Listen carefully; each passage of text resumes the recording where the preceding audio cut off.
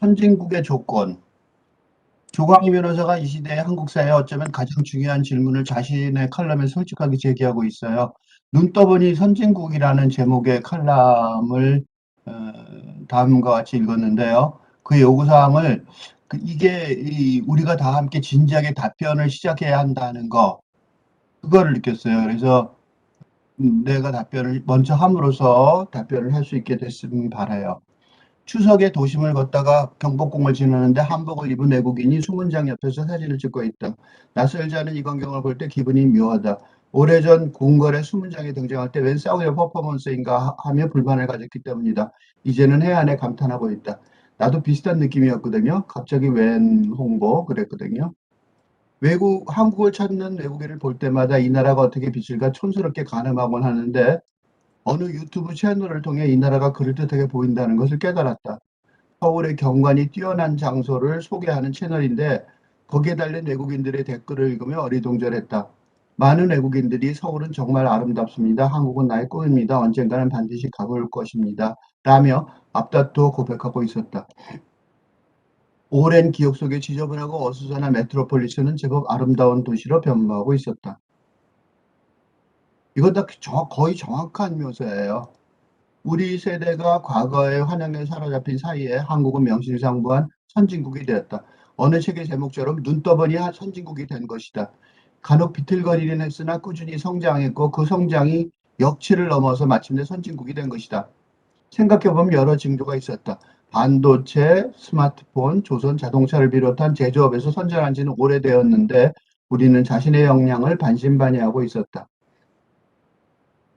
그 와중에 영화 기생충과 그룹 BTS, 넷플릭스 드라마를 통해 드러난 문화적 저력이 세계적인 주목을 받자 스스로에 대한 평가도 극적으로 바뀌기 시작한 것이다. 통계적으로 넘사벽 일본을 구매력 평가 1인당 GNP에서 넘어선 게 강력한 증거가 되었다. 우리 세대가 상상도 못한 일이다. 얼마 전 아프가니스탄에서 현지인들을 구축해내는 모습은 또 어떠했는가? 한국에는 변방의 언어라는 막연한 인식도 급격히 바뀌었다. 세계적인 어학 사이트에서 영어 사용자가 학습하는 외국어를 살펴보면 스페인어, 프랑스어, 일본어, 독일어 이어 한국어가 5위를 차지하고 있다. 대체 어디서부터 제대로 굴러가게 된 것일까? 박정희의 치적을 들먹이는 사람들이 있지만 부분적으로만 동의한다. 박정희 이후 50년, 30년 이상 계속 이어지는 발전이나 그가 집권한 시기 여러 아시아 국가들의 공통된 발전을 설명하지 못한다. 여느 후진국 독재자처럼 나라를 말아먹지 않은 것에는 감사하지만 굉장히 중요한 말이에요. 대부분의 후진국의 독립한 독재자들은 대부분 다 부패예요. 클랩토크라시라고 그러죠. 부패를 해서 말을 말아먹어서 선진국으로 못 넘어가고 중진국도 못 되거든요. 굉장히 그런 면에서는 박정희 대통령한테 감사해야 되는 거죠. 그가 씨를 뿌린 모순과 폭력도 잊어서는 안 된다. 막연히 회자될 이건 좀 다른 논란이 많죠. 이거는 논란이 많아요.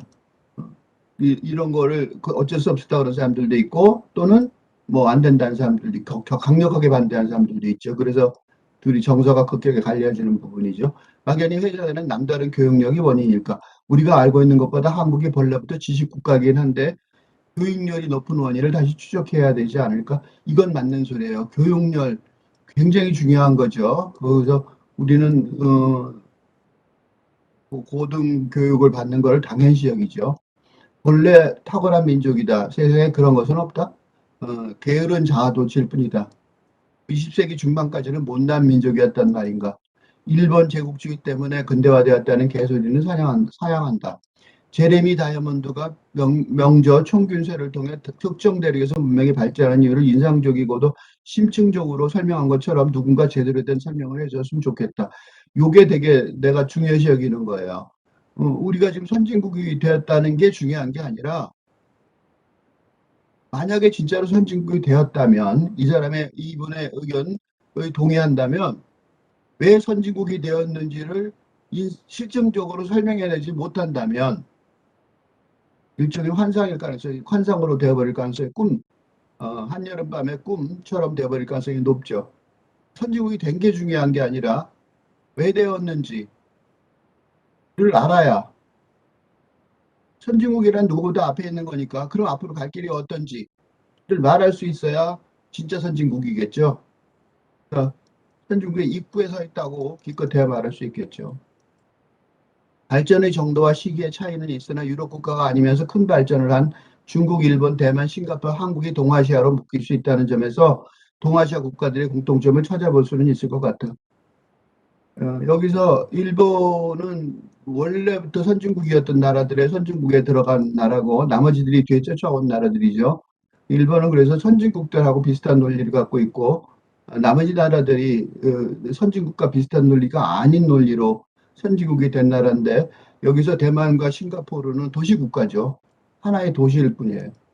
한국하고 중국이 있는데 사실은 그러니까 한국이 여기서는 이렇게 따져보면 간단해요. 한국이 선진국이 된 거죠. 일본 다음으로. 일본과는 다른 방식으로 선진국이 된 거죠. 그것까지 뚜렷해요.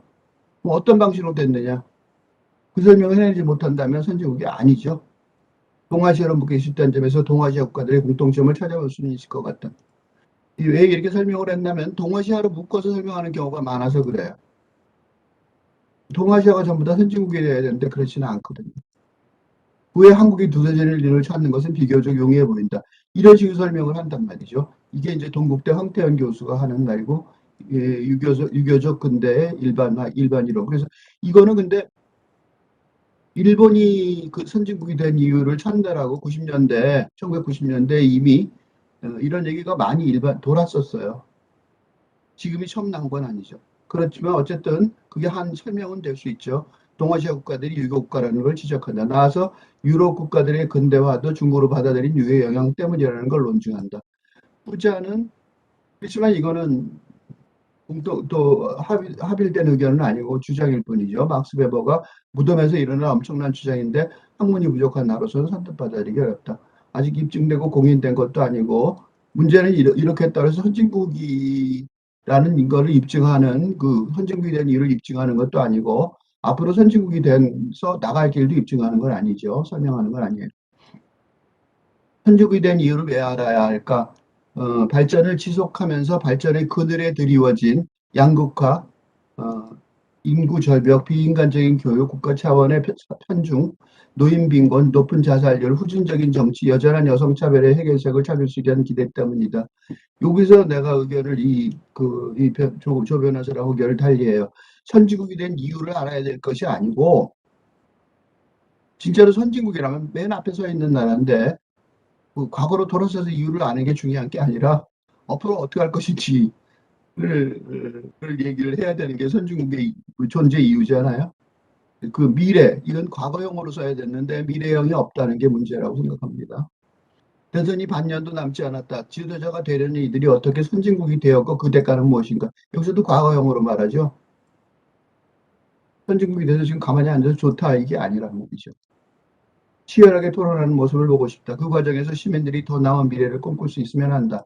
이게 시민들이 더 나은 미래를 꿈꿀 수 있는 게 아니라 시민들이라고 일반인들이 더 나은 미래를 꿈꿀 수 있는 몽롱한 얘기가 아닌 거죠. 선진국의 미래를 꿈꾸는 건 선진국의 입이 아니에요. 허황된 기대면 서명된 기대라는 거. 이게 선진국이라는 게 허황된 기대라면 선진국이라고 믿지 않는 거죠. 이게 자기 모순이 있어요. 그래서 조광희 변호사의 글을 내가 얘기를 해서 좀 더 발전시켜야 된다고 믿어요. 조광희 변호사의 제레미 다이아몬드가 명저 총균세를 통해 특정 대륙에서 문명이 발전한 이유를 인상적이고도 실증적으로 설명한 것처럼 누군가 제대로 설명을 해주었으면 좋겠다는 요청에 부응하여 제대로 설명해 줄 수 있는 능력이 필적이 있으니까 만만합니다. 아무도 없겠죠.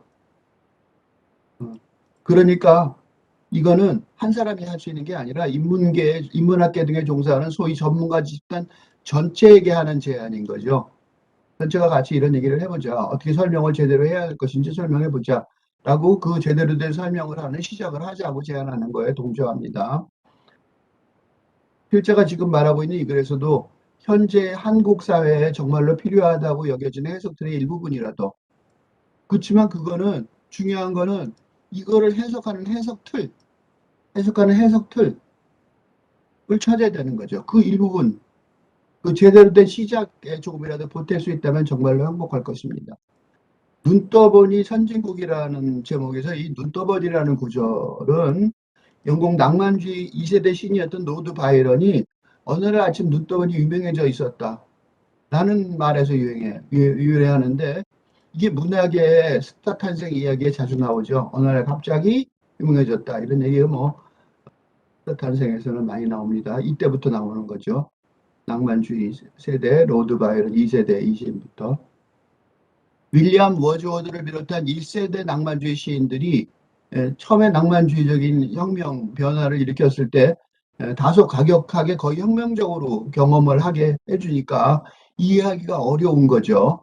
그러니까 이 사람들은 받아들이기가 어려웠어요. 그래서 영국의 대중이나 그다음에 더 중요한 건 문화적으로 뒤따르는 유럽인들이 받아들이고 싶어도 제대로 받아들이기 어려웠으니까 이해하기 진짜 어려웠던 낭만주의 사상을 바이런이 뭐를 만드냐면 바이런이 히어로, 영웅을 만들어요. 그게 지금까지 오는 영웅이죠. 007, 마블의 영웅들. 여기서 시작됩니다. 그래서 낭만적 영웅을 만들어서 보여주니까 이게 알기 쉽잖아요. 그래서 바이런이 당황스러울 정도로 세계 대중, 그때는 세계라는 말이 유럽이니까 유럽 대중의 폭발적 수용 대세가 발생을 할 것입니다. 예, 이 낭만주의 시 전통의 역사를 설명한 이유는 조광희 변호사가 한국인들 자신에게도 당황스러울 정도로 폭발적인 세계인의 한국 문화 수용 타세를 설명하는데 눈떠보니라는 구절보다 그러니까 그 단어가 아주 적절하다는 것으로 어느 날 아침 눈떠보니 유명해져 있었다라고 말할 수밖에 없었던 바이런처럼 이러한 유명세가 실제이든 환각이든지 간에 이 자신의 유명세를 두 가지 차원에서 설명해야 될 의무가 한국인에게 있다고 여겨집니다. 이건 바이런에게도 있었던 거죠. 그 하나가 스타 탄생에 가까운 대중화의 이유일 테지만 이론적인 연구가 아니고 이 BTS나 봉준호 감독이라는 거는 감독의 현상은 이론적인 연구의 진전 과정과 무관하게 그분들의 그 개인적인 천재성을 바탕으로 BTS가 유엔에 가서 연설하면 BTS한테 왜 그런 연설을 했는지 토론하자고 말할 수 없죠. 개인적인 천재성을 바탕으로 세계적인 성공의 결실을 거뒀으니까 그분들은 그렇게 즐기면 되겠죠. 그러니까 BTS나 봉준호 감독을 필두로 한국의 문화계 인사들이 앞으로 세계적인 성공을 거두겠죠. 그러한 성공 자체는 그분들한테 좋은 일이고 중요한 일이고 한국에도 중요한 일이지만 문제는 그 나머지 사람들 이거에 대해서 얘기를 하고 있는 또는 이거에 관심을 가진 나머지 사람들은 그러한 성공의 지속을 위한 교육 체제의 수립을 위해서 대중적인 성공을 설명할 수 있는 이론의 틀을 연구하는 노력이 필요하겠죠. 이런 것들이 이 대중문화, 대중음악 쪽에서는 그 경쟁 체제, 그죠?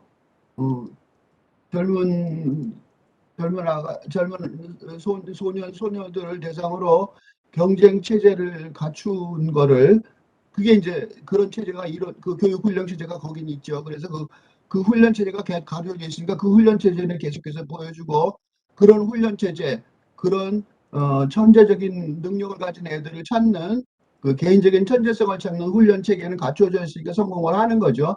BTS뿐만 아니라 블랙핑크나 뭐 굉장히 많은 대중 문학인들이 세계적으로 성공을 거두는데 그건 당연히 그러한 교육 훈련 체제가 수립되어 있기 때문에 그런 거고 영화계도 아마 그런 체제가 갖춰져 있기 때문에 이럴 때 이런 체제들은 어떻게 보면 개인적인 천재성 그런 어떤 대중적인 어떤 경영 체제를 보면 열심히 노력한다고 될 일이 아니죠.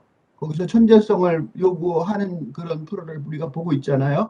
그러니까 그거는 전체적인 이 천재들을 위한 놀이터이긴 하지만 중요한 거는 선진국이라는 건 천재들 몇 명이 이루어 나가는 건 아니니까 이 그거를 대중적인 성공 자체를 설명할 수 있는 이론의 틀 이게 무엇냐 이거죠.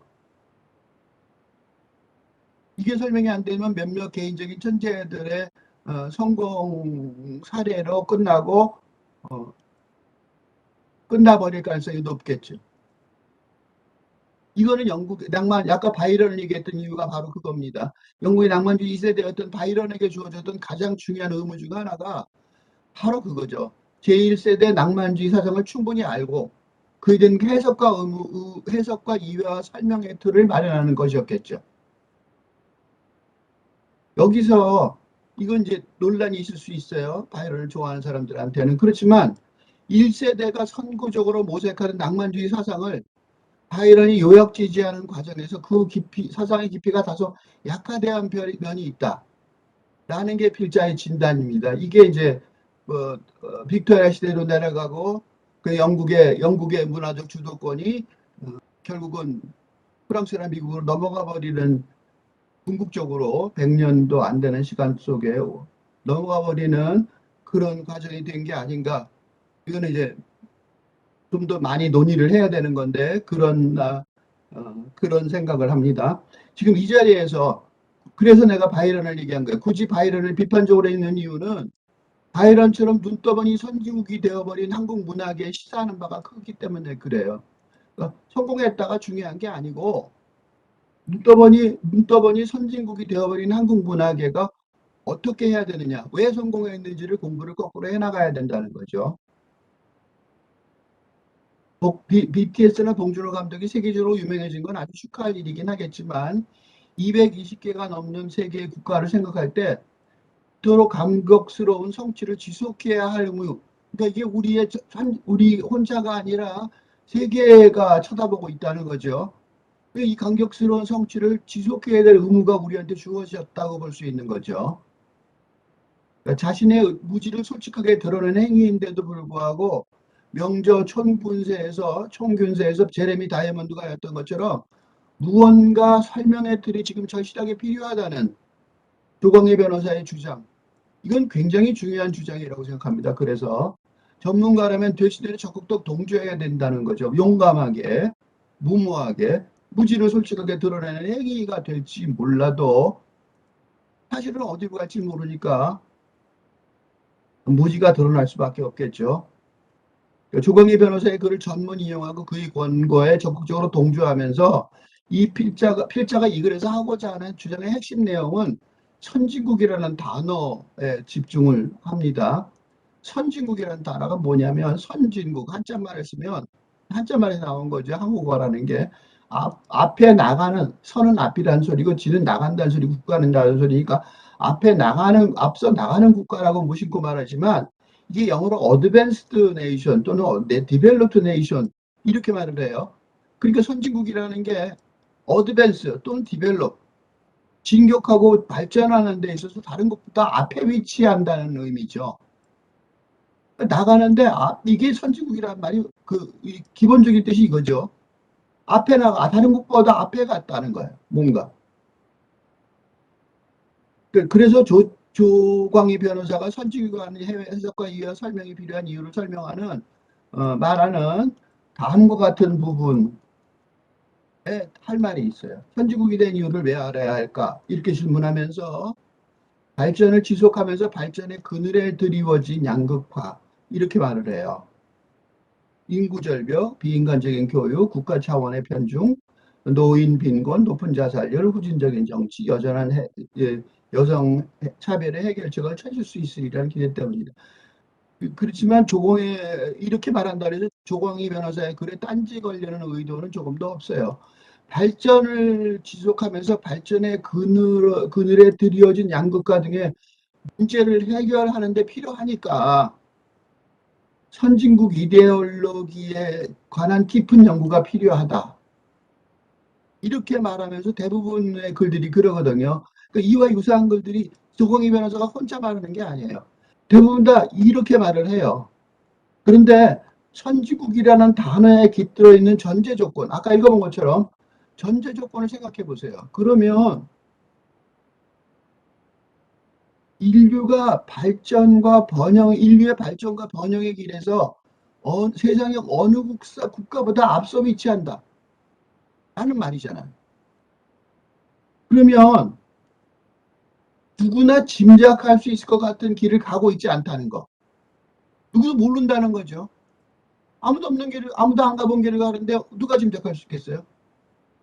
누구도 짐작할 수 없는 길을 가고 있지 않다는 거. 이 얘기를 맨 처음에 해야 되는 거예요.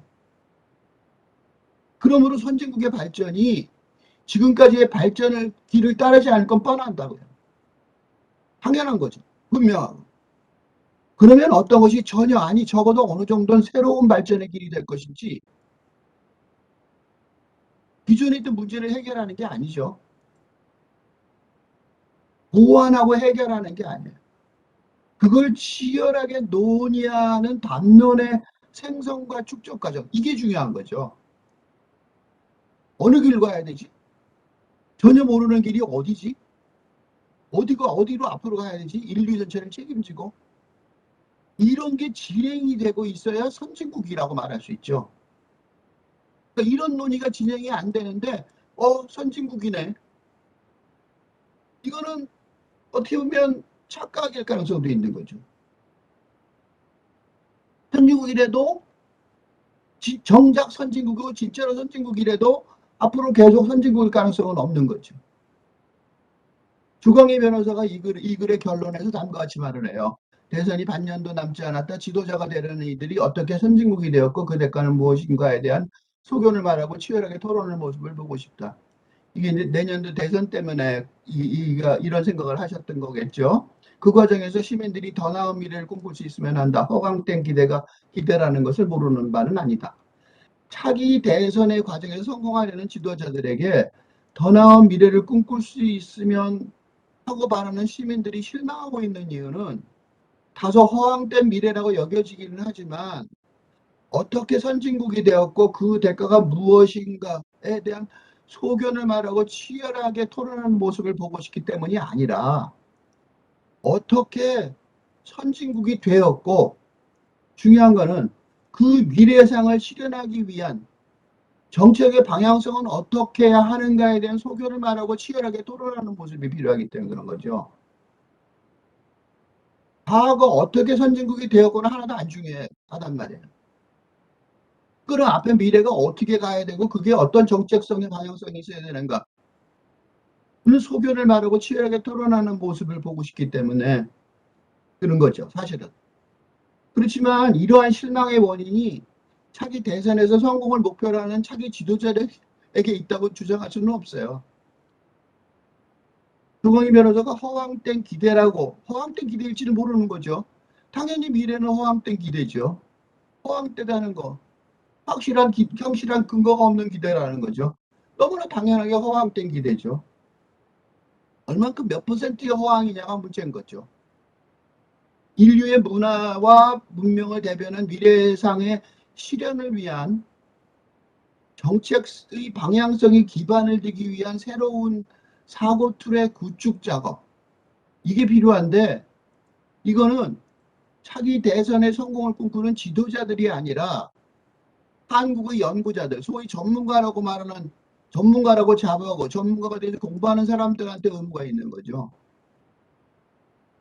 주광희 변호사의 글이 암시적으로 목표를 하고 있고 암시적으로 하고 있는 필자의 글이 노골적으로 대상으로 하고 있는 전문가 집단이라고 스스로 느끼고 있다면 나는 전문가가 될 거야. 전문가 집단이라고 아직 아니지만 나는 전문가가 될 거야 라고 느끼고 있다면 이거는 지금 현재 대학생인 사람들을 전부 다 포함해요. 대학에 가겠다고 생각하는 사람 전부 다 포함하고 우리나라의 거의 대부분 다수를 포함하는 거죠.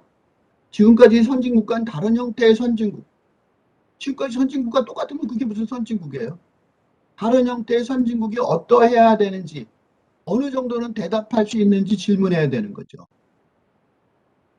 이게 전문가 집단의 기본적인 의무고 마음 자세라고 생각해요. 필자가 지금 제기하고 있는 이 과업은 너무 엄청난 거니까 용감하게 나설 수가 없어서 대부분 변죽을 올리는 상황이라고 여겨져요. 말하면 그럼 너는 뭘 알았느냐? 라고 질문한다면 사실은 허황된 기대처럼 보이는 대답을 할 가능성이 그런 퍼센테이지가 있는 거를 대답할 수밖에 없으니까 어느 정도는 대부분 용감하게 나서지 못하는 거죠. 용기가 필요한 거죠. 그렇지만 조광희 변호사가 자신의 무지를 솔직하게 고백하는 행위처럼 나는 이거 이러고 댓글 하나, 내가 그래서 이 거를 찾아가 봤는데 댓글 하나가 있더라고요. 모르면서 왜 썼냐? 이런 댓글이 딱 하나 있었어요. 그래서 내가 마음이 아팠어요. 인류의 누구도 제대로 확신하지 못하는 새로운 형태를 실천해야 되니까. 그게 선진국이죠. 그걸 실현하기에는 사고체계 구축 작업, 틀세계 구축 작업. 아직 그런 세상이 어떻게 올지 모르지만 그런 세상이 오는 걸 어떻게 생각해야 될지 그런 생각하기 시작해야 되는 거죠. 그걸 남의 일이 아니라 자기 일로 받아들이는 마음 자세가 우선 필요하다고 생각해요. 왜냐하면 만약 진짜로 조광희 변호사의 말대로 아니면 우리가 어느 정도 동의하는 말대로 우리가 선진국이라면 그리고 계속 선진국일 거라면 이걸 남의 일로 생각하는 마음 자세를 가지고 있다면 우리는 더 이상 전문가가 될 수 없겠죠. 다시 말해서 선진국이 됐다 하더라도 그 선진국이 된 나라 속에서 선진국의 일원으로서의 대접을 받을 수 없겠죠. 그렇기 때문에 이 질문은 남을 위한 질문이 아니고 자기 자신의 미래와 행복을 위한 질문이라고 생각해요. 그래서 얘기하는 거고요. 이러한 방향으로 가는 길을 한국의 전문가들이 책임감 있게 모색하기 시작하기 위한 이렇게 얘기하면 너는 무슨 생각이 있느냐? 너는 무슨 생각이 있어서 뭘 좀 안다고 뭐 아무것도 모르는데 허황된 얘기를 하는 거냐? 그렇게 얘기할 것 같아서 아이디어를 하나 제시하지 않을 수가 없겠죠. 실제는 선진국이라는 개념 자체가 낡은 사고방식에 나온다고 생각해요. 그것이 시사하는 발전이라는 기본 개념은 왜냐하면 근대 이데올로기에 기반하기 때문이에요. 기후변화처럼 날로 심각해지는 소위 발전의 그늘이 아까 말한 이런저런 여러 가지 문제들이 있죠. 그런 문제들이 기존의 사고에 근거한 부분적인 해결책의 모색 과정에서 해결될 수 없다고 생각하기 때문에 그래요. 그래서 조광희 변호사의 글에 대해서 딴지를 거는 것 같은 느낌이 드는 거예요. 그리고 부분적인 해결책으로 해결할 수 있을 것 같지 않다라는 게 내 입장이에요. 근대 이데올로기를 혁명적으로 감싸고 넘어가는 이런 한국의 발전 전략에 세계가 열광적으로 호응한다고 보기 때문이에요. 그러니까 기존에 있던 근대 이데올로기의 발전 전략을 한국이 전적으로 따라가고 있다면 호응하지 않을 거라고 믿어요. 무언가 우리 자신도 정확하게 틀로 설명해내고 체계로 설명해내고 산문적으로 설명해내지는 못하지만 우리는 분명히 이 과정을 이 과정을 제시하고 있고 구체적으로 그거를 세계가 열광적으로 호응한다고 판단해요. 그래서 금년 3개월 정도 됐는데 6월부터 조건 없는 학교라는 유튜브 채널을 개설하고 이런 얘기들을 줄줄이 하고 있어요. 그래서 다양한 시리즈 작업을 하는 이유는 한국 문화가 어떻게 그러면 근대 이데올로기를 대체하는 새로운 해석과 이해와 설명의 체계를 선도하는 내용이 무엇야 되느냐?